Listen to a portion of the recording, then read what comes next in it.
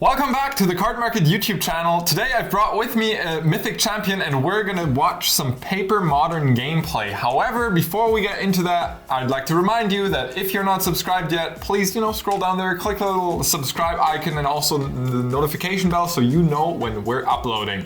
But with that out of the way, what are we watching today? Yeah, today we're watching Nassif, who visited us in Berlin, playing a modern tournament of 4 rounds with mono black cable Coffers. It's kind of a weird deck. We also got a backup match of Harry MTG every round, so if Gabriel Nassif is done playing early... Yeah, I'm pretty sure you made also a video about the deck, so if you want to know more about the deck, you can also watch the Cardmarket video. The Cardmarket YouTube channel, your source of information. All right, let's get into the games.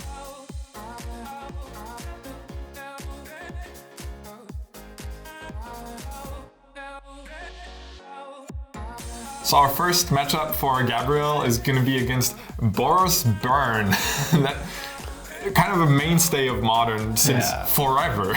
I can't remember a period where Burn wasn't at least a consideration for people building decks. Yeah, right. Like you always had to have some sideboard slots against Burn. Yeah, there was always the benchmark of what do I do if my opponent wants to hit me in the face. Oh, we see the nice old frame Goblin Guide local store promos. As Nassif leads with an Inquisition of Kozilek, much better than Thoughtseize against Burn, obviously. Yeah, like even Thoughtseize sometimes has like a good ratio where you take like a 3 damage spell, but you really don't want to spend the mana for it, so Inquisition is perfect. All right, what do you think of Gabriel's choices here, as we don't know a lot about the player's hands? I mean, we do know a lot about Gao's hand, but... Oh, Gabriel had a Zeke 2 tutors, which are horrendously slow against Burn. And I agree with picking like one of those repetitive sources of Burn, right? You have the one-time spells, and then Goblin Guide as being like at least representing 4 to 6 damage if you can't get rid of it. If you can't get rid of it in quick fashion, then it really represents a lot of damage for 1 mana. Yeah. Second land is also huge here. Yeah, if Gao was stuck on 1 land, that might have been, kind of a way for Gabriel to take the lead. But as it stands, Goblin Guide is expected to come down. Burn players are usually a little bit more risky on the mana side of Magic. So it happens a lot that your deck only has to function with 1 mountain. And it can, it still takes like at least 5 to 6 turns, which is not the benchmark you want to have. But as soon as they draw their second land, they usually want to stay there and say, okay, I just have all my 1 mana spells and Yeah, exactly. With your second land, you're totally set.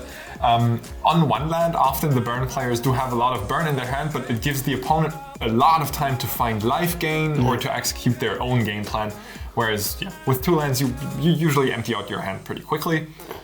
Yeah, one spell is usually not enough. And with the addition of all those sacrifice pain lands that draw a card, the Burn deck got much more dense because now actually drawing the 3rd or 4th land is not that bad. Yeah, you can sacrifice your Sunbaked Canyon and the equivalents. Nassif getting lucky, hitting a land on the top of his library. Suspending a Profane Tutor has no impact on the board at all.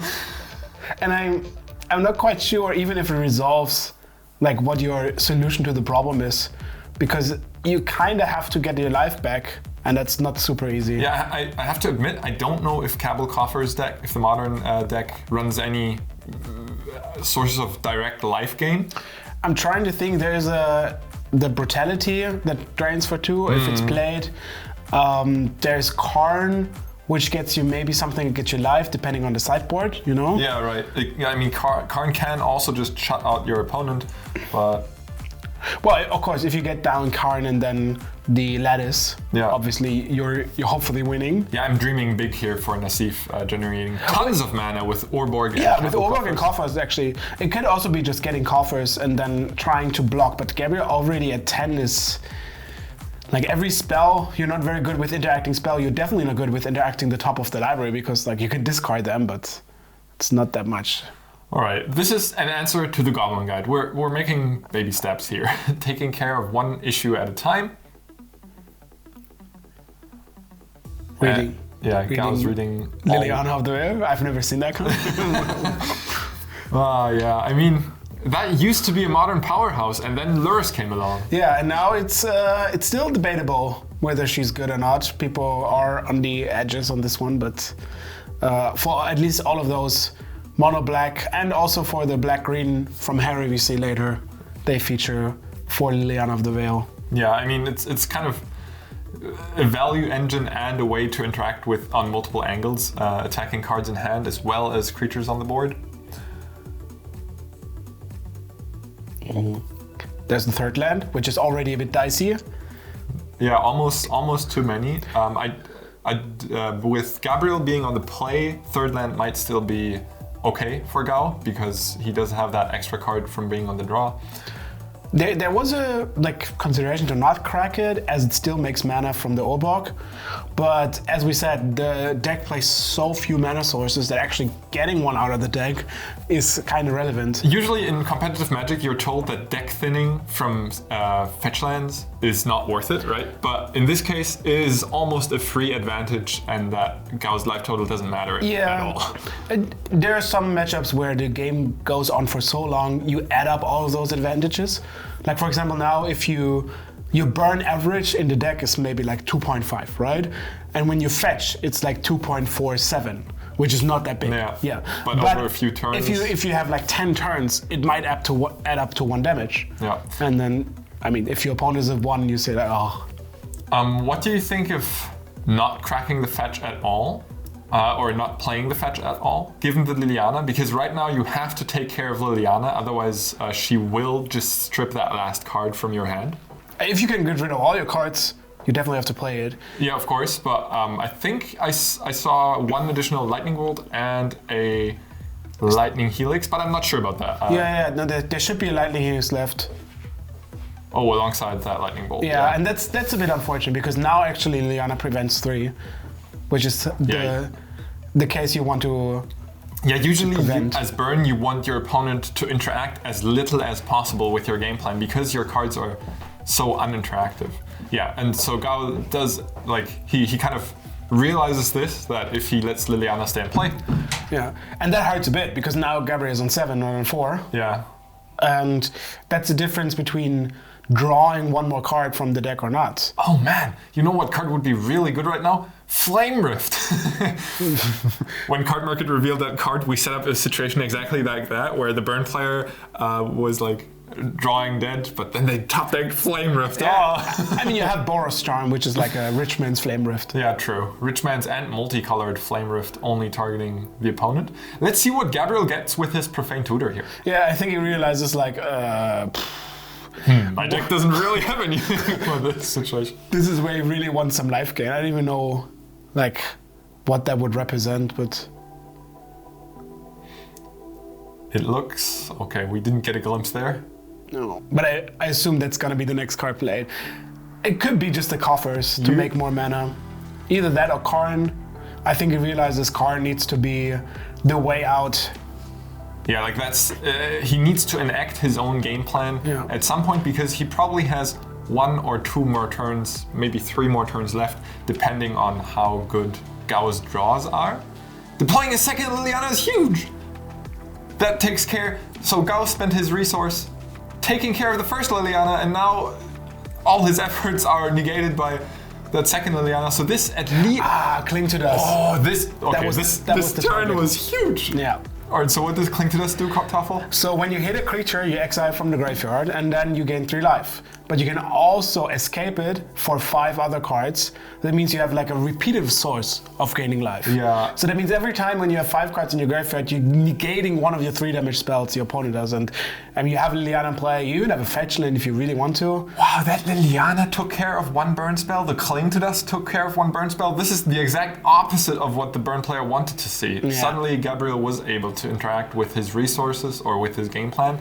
And now it's starting to look grim. As soon as Gabriel finds a Cabal Coffers and some payoff, I don't see a way that Gao can stop Gabriel here. No, it needs a little bit of... that's the future planning. It needs a little...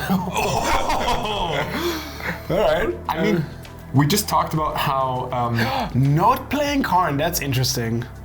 Not playing Karn, but instead discarding... I would have felt that Karn is the thing you actually want. I'm not sure. I mean, you don't. If Gabriel does not have the Coffers in hand yet, I'm not sure. Yeah, but you can get the coding and start cracking your opponent's lands, right? I mean, that only takes 3 turns. Of course, Karn with coding, like a classic. Yeah, you can. What do you do with Karn and liquimetal coating? So liquimetal coating turns any permanent into an artifact, but what do you do with Karn? Well, once your opponent's lands are artifacts, you can animate them, and since mana costs of lands are 0, they become 0/0s and die. Yeah, horribly. So a nice way to take care of your opponent's mana base. As Nassif takes care of Gao's graveyard with a flashback or an escaped Cling to Dusk. Another Goblin Guide coming in, attacking Liliana. This is looking very hopeless for Gao now because Goblin Guide dies to Liliana. Gabriel just gets 2 Demanding Tutors. I have to imagine his deck does something good when having access to 2 free cards. I wouldn't be surprised if it's like Cable Coffers and actual Karn or something, like something that you can spend your mana on. You have the Calamity, but that kind of doesn't gain you life, only draws you 2 cards. So Coffers creates 5 mana right now, leaving Nassif at a total of 7 mana. So that would mean Karn plus a 3 mana artifact potentially. We'll have to see and wait for what Gabriel actually goes for. But one of them needs to be Coffers. Yeah, I assume so. Yeah, there we go. That's the Coffers. So given that Urborg makes all lands into swamps, that creates mana equal to the amount of swamps you control, which is now 5. So Gabriel still has 1 black mana floating. And now you can get Wonka Engine. Oh yeah.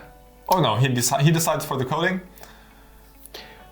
Probably planning to do that next turn, although coding kind of sets up your next turn anyway. Yeah, what do you think of this play given that Karn is now at 3 loyalty, ready to potentially be taken out by... If your hand is empty, I would have definitely gotten Wonka Engine. Like, for sure. Alright, so... Yeah, here it's used on upkeep, so the land doesn't make any mana. Yeah. Karn forbids artifact to have any abilities, including mana. Oh, and there we go! Gao's camera came back to life. We suffered some technical difficulties. Wait, he wasn't just really good at staying at the same place? Dude, that's the definition of a poker face. Yeah. No, the game ends there as Gao knows his fate against Karn, concedes game 1, goes to Gabriel. I would not have expected that given the slow start of suspending the tutors during the early game here. Yeah, it's... Well, the burn player did draw 3 more lands, right? He ended up with 4, so it's kind of the way the thing goes. But if played correctly, I think there would have at least been some form of excitement that you could have drawn some Boros turn. Gabriel 10 looking a bit risky here, if I'm not mistaken. Cabal Coffers doesn't make mana on its own, does it? No. So I think Gabriel is sitting on a 1-lander currently, technically 2 lands, but only one of them actually producing mana. Yeah, the terror of Cabal Coffers. It's like the other land, the Temple of the Forgotten Gods. Oh, it doesn't make mana until you have like 6 lands. And it's so sad if this is like your 4th land. Yeah, and then your opponent's Stone Rains you or something, or boomerangs, or just any interaction with your lands. That... Oh god, it brings like memories. Oh, poor Toffel. Yeah. I mean, back then in Standard we had Cloudpost and Temple of the Forgotten Ways, which is... that was mana, you know? Like... There was Mindslaver and Degree of Justice stuff. Oh, and here, so the interaction that took place was Gabriel takes the Eidolon of the Great Revel with the Inquisition of Kozilek. I assume he didn't have an answer readily in hand. Gao passes the turn with the Smash to Smithereens in hand, and Gabriel does not have a second land that actually generates mana. So right now Gabriel is sitting at the mercy of his deck.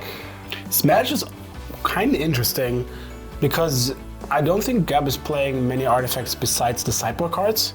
So that kind of needs to have a board state where Karn is already in play. Yeah, and it feels weird, especially because Gabriel's deck will often have discard spells leading up to Karn. So Gabriel will very much be aware of that card being in Gao's hand. And he just passes the turn. No 3rd land, no mana. What a tragedy. Down to 14.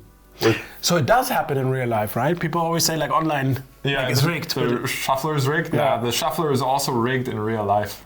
Zzzt. Zzzt. Eidolon punishes you. Yep, down to 12. Oh! Not only does Gabriel find any land that produces mana, he finds the one that produces 2 mana by activating the Coffers. As you see, now it taps for mana because it is a swamp. But no haste. No haste. You know what? No need to take this game any faster. We've spent few more turns waiting. What is one more? But we see like there's a lot of lands. Oh yeah, poor Gao. This feels so bad. You know, you see your opponent off to a bad start. Sorry. I mean, drawing so many lands is basically a super Gao. Yeah. I had the exact same joke in mind. Too slow. Two minds that think alike. What I wanted to say is, Gao saw Gabriel going off to such a slow and bad start, right? Missing his 3rd land drop, missing his 2nd land drop in a sense, and then he just continues to flood out himself, having the only real repetitive sources of damage taken care of by Nassif. That must feel bad. Like that's a feel bad of a draw, especially now that, you know, Nassif's main engine is online. You only have 3 points of burn in your hand with the Smash to Smithereens. Which is not gonna be online. Yeah, it's only gonna be online when Gabriel decides it is, because Gabriel is the one playing artifacts. Yeah. If Gabriel doesn't play an artifact, Gao's 3 points of damage do nothing. All right, let's see if this is a repeatable source of damage. If this Swift Spear, it only hits for one. It's one. But apparently Gabriel does not have another Fatal Push just yet. One more land, yeah. Well, another land, that's his 5th land. That's more, I think at this point it's equal amounts lands and spells so far from Gao. So here you see one of the most issues that people have with burn decks. So let's say the average of your card is 3, right? So you mean 3 damage is your average? Yes, for simplicity. Because you have some that deal 2 and Boros Charm deals 4 and some creatures, so let's say it's 3. Yeah. Your opponent starts at 20. Ignoring fetch lands, this means 7 points of cards. Yes, on average you need 7 cards to kill your opponent. Usually burn decks tend to be a very good choice in the meta game when people actually fetch shock a lot, because that takes 1 card away per iteration of this. True. Right? So if you're at 17, you hit 18 before they die. Even if they go to 15, then it's like 2. I mean, even just a pure fetch, even just a pure shock takes 1 card away, right? Yes. Yes. Right. So against Gap, it's already a bit disappointing because none of the lands deal the Gap damage and they're all untapped, so that's quite quick. But also, like, you still need to have somehow find 7 spells. And every land you draw, the variance of the deck is insane, is 1 spell you can deal damage with. So basically every land that Gao draws prevents 3 damage to Gabriel, as Gabriel produces 6 mana with both of his Coffers, both of them producing 4 mana at the cost of 2, and then also tapping, making 6 mana, casting a Damnation to take care of that single Monastery Swift Spear, and now following it up with the Dothy Voidwalker, an all-star from Modern Horizons 2, or at least it was suspected to be one of the best cards in the set very early on.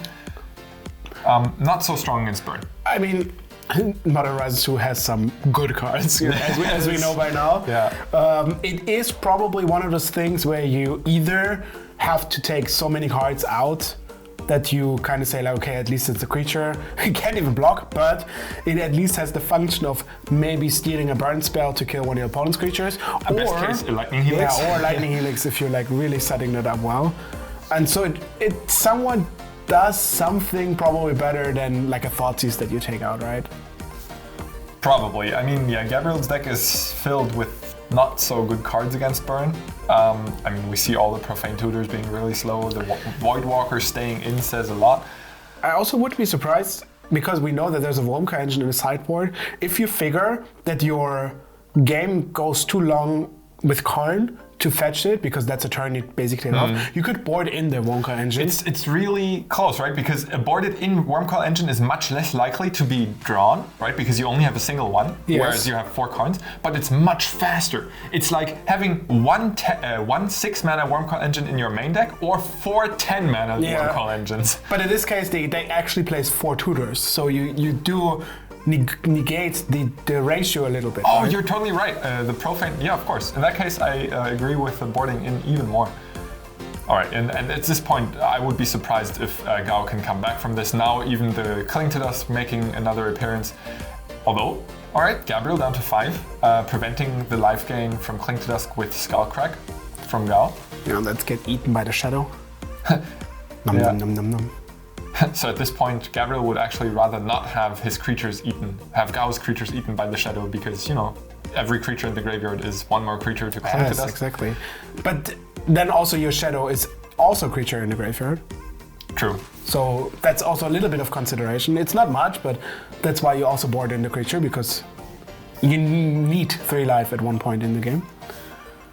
All right, so they're just doing mana counts here with Coffers. That's a Karn. Right. So now Gabriel knows that there's a Smash to Smithereens in Gao's hand. So I expect this artifact not to hit the battlefield this turn. Was that revealed by the Inquisition? Yes, Yeah. yes. It was sitting in Gao's hand from the very start of the game. So at this point, I mean, at least Wormcar Engine gives you a life linker back. You still don't want to take the 3 damage. Yeah, you can't I could really see afford just to, taking like a lantern, so you can sacrifice something. Something that you can sacrifice in response. Yes. It gets Or- your card deeper for the Cling to Dust. It draws your cards. Or you just take something and do not play it this turn. That's also a possibility. because- Liliana for but then you like, what does the Karn do, right? Yeah, All that's right, yeah. Walking Ballista is perfectly fine. It does exactly what you just lined out, which is being able to sacrifice itself in response to the Smash to Smithereens to prevent the damage. And so now Gao does not go for the Smash to Smithereens. Oh, draws another land, but this one, it cycles. It's a Sunbaked Canyon. That's fine. Another that's cycle land? but you can't play it. Oh yeah, right. You can't actually cycle it. My wording was a bit unclear. It's do a have slow to- cycle and Yeah, you have to play the Fiery Islet before you can sacrifice it to draw a card. So now, if Gabriel activates Karn and grabs Mycosynth Lettuce, Bless you. he can actually deploy that. Though then Gao's Smash to Smithereens can take that out by floating mana before it hits the battlefield and then using the mana. Which is kind of a game where you know you can't really hit the ballista, but you're also kind of dying if you don't. Yeah. I mean, but you cannot actually hit the ballista, because if you do, then Gabriel grabs the lattice and then that's game over for you, because your lands do not produce any mana anymore. Another swamp added to the battlefield. So Gabriel basically has infinite mana right now, right? Yeah, it's 6, then another 10, 12 mana. 6, so 6... 13, I think. I think it's 13 mana right now. 6, Each Coffers makes 4, 12, 14 mana, right? You have 6, you use 6, 2, 12. go to Yeah, 4. yeah, you're right. I used to play mono black in Murdy, like in Torment. Oh, so you've got some experience with Coffers? Yeah, with Mind Sludge, and, like real good cards. Old people talking about old cards. Old Magic. Back then when it was a €60 card from the Torment Uncommon, before they reprinted it. At Mythic. At Mythic. Oh, and Invoke Despair. I've never played with this card yet. It's, I think, the best solution you have to get some card draw and remove a spell. Like, the density matters. You can ignore the mana cost as you are mono black. It's probably more than a tryout than an actual card. I mean, it also, I don't know about the weaknesses of the Coffers deck. It does take care of a lot of permanent types that black usually struggles with. Like, if your opponent has an Alpine Moon, naming Coffers, or I don't want to say Blood Moon, because when they have Blood Moon, it's going to be hard to get the quadruple black. But, you know, it does take care of a lot of things. And right now, Gabriel is presenting lethal damage next turn. And I don't see how Gao can get out of this, really. Also, I think we mistook the Fiery Islet. What we mistook for a Fiery Islet was actually a Scalding Tarn. So, never mind. I'm not sure about the card counts in hand. a Skullcrack added to the hand, but that only makes for a total of 6 damage in theory. Yeah, and you're just dying to the creatures. Wait, there's no Smash to Smithereens. Did I mistake something? Oh no. Well, still, that's only 6 points of damage in Gao's hand. I believed you. No, I'm so sorry. I let you down. I thought that was a Smash to Smithereen for sure. Anyways, that does it as Gao comes up 2 damage short.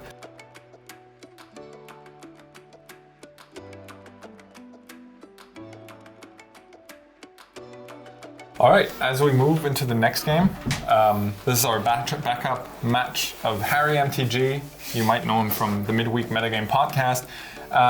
He's on Black-Green Reclaimer. Is he also playing against Burn? Oh no, that's Indomitable Creativity. That's spicy, I like it. Yeah, Reclaimer, pretty established nowadays. Playing around Urza Saga, making lots of tokens, flashing them back. Like getting them back, also with the Bloom command. Oh yeah. Which get back a land. So it's a very mid-range value deck that tends to be very cheap because your cards are quite cheap, yeah. So Raphael having 2 creativities in hand. Let's see if Harry came prepared with the second discard spell or if he's gonna have to find a different kind of solution to this. Judging by Harry's look on his face, he does not have a second discard spell in hand. It still takes some time to get there.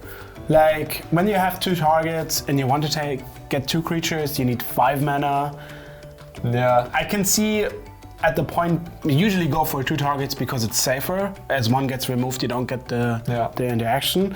But I can also see that for 4, if all of your lands are mountains, you can fetch the Dwarven Mine. That gives you the token to use the Indomitability.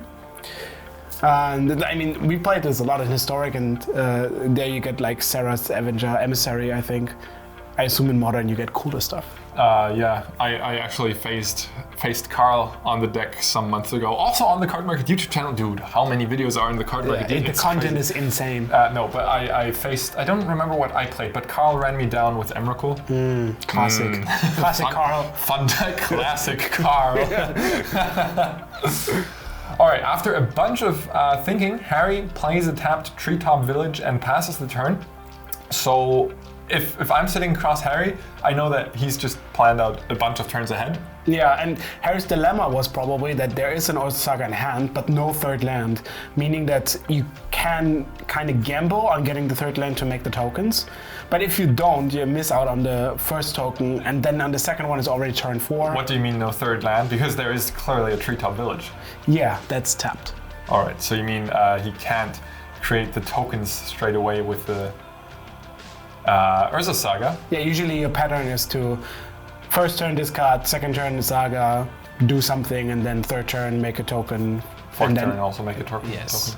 Alright, as there at least is one now, maybe Harry just picked that one up for a Liliana of the Veil. Yeah, and that's good. You want to take your opponent's resources to make those tokens, to have the decision between all your lands, which are quite useful, all the things that make, I assume, treasures, or like some tokens. I mean, yeah, Raphael's deck kind of relies on every single card, right? When your lands are needed to cast creativity as well as create the token to target.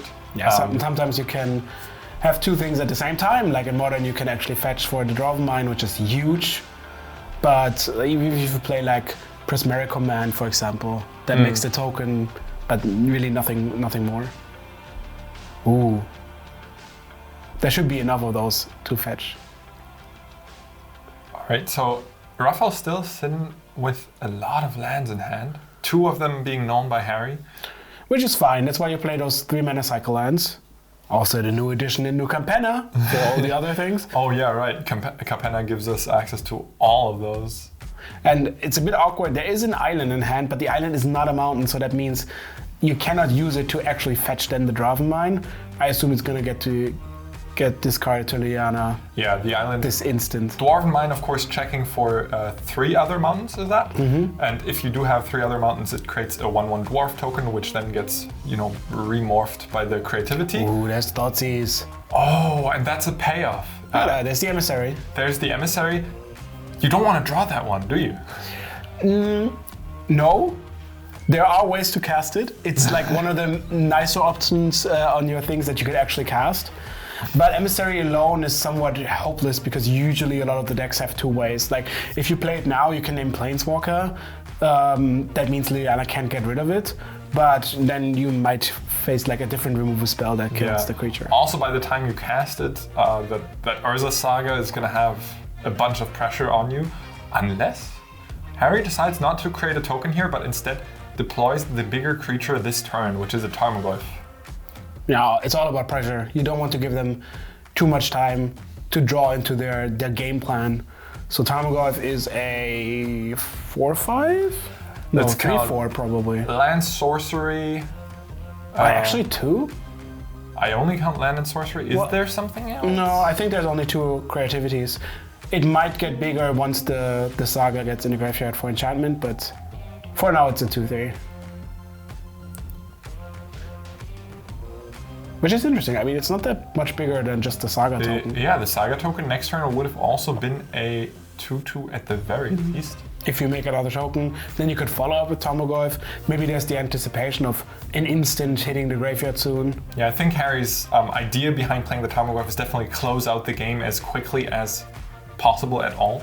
Okay, Teferi. Veil of Summer. Obviously, Veil of Summer being cast in response to Teferi, because after Teferi hits the battlefield, you can no longer cast. Yeah, one of the more sadder interactions that you don't even get to prevent the minus bounce. I mean, you do get to prevent the minus bounce, it just doesn't cost -3 anymore. Yeah, and now there's actually a reasonable chance Teferi lives one more time if Harry doesn't want to attack with the Treetop Village as well. Yeah, Treetop Village having trample prevents the chump block from the dwarf, as well as, just being a second creature alongside the Tarmogoyf. Liliana Minus, of course, takes care of the dwarf. Oh, the saga only had 1 counter, so there wasn't even a possibility to make the token. Was it just played yesterday? Yesterday. It feels like yesterday. I'm not sure. Maybe that was on us. Maybe we missed something. That it was just played last turn. I'm not sure. But Harry decides to go for the -2 on Lily alongside the Treetop Village to completely take care of the Teferi. Yeah, Veil of Summer. What a good card.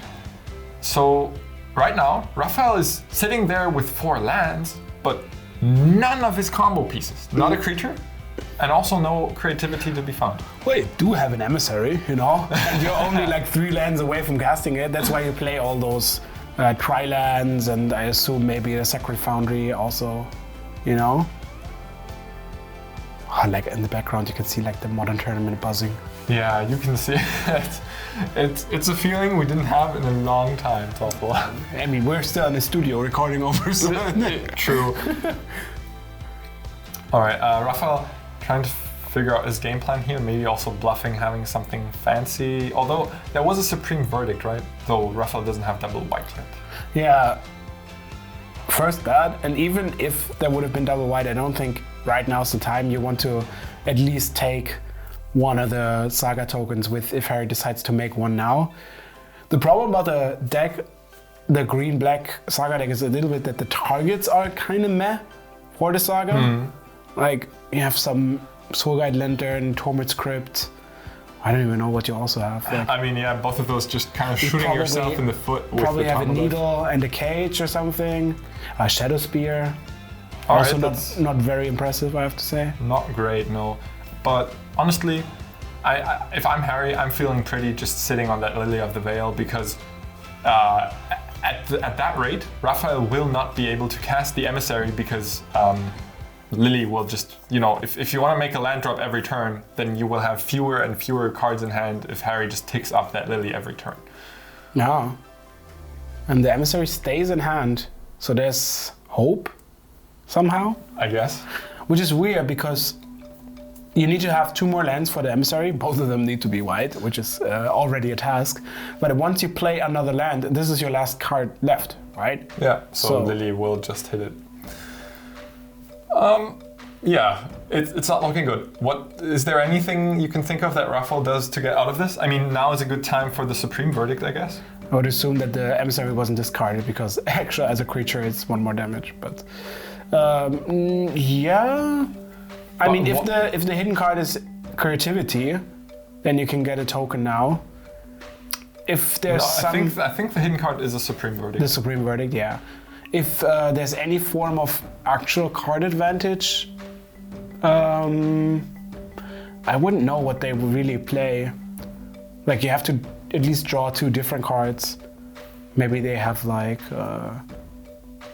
something that makes a treasure, like the 3-mana thing that makes a treasure, you know? Just something that cannot get taken care of by Liliana, because right now Liliana just sitting there, ticking up every turn. Yeah, and 6 lives is like 2 clocks of the Treetop Village, which is, I assume it's pretty hard to interact with the Treetop Village if you don't play that many lightning bolts or lightning units or stuff. And even then, just Harry just pluses Liliana, Yeah. and animates the Treetop Village afterwards. Plus, yeah. It's True. Yeah. Raffle down to 3. Probably his final turn right now. So in both games we've seen Liliana do quite a lot of work. Yeah, is this the Liliana comeback everyone has been waiting for? Question mark?